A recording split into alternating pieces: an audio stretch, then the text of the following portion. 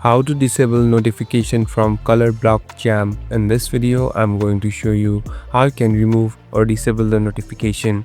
First of all, navigate to the place where the app is located. Now simply tap and hold on to it. Here on the top, you can see this eye icon. Simply tap on this eye icon. Now here, we're in this app info. Here there are different application.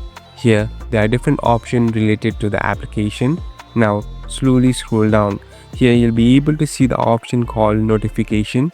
Simply tap on notification and here you can simply turn it off. So the notification has been completely off. Now if you go back, it has even been saved.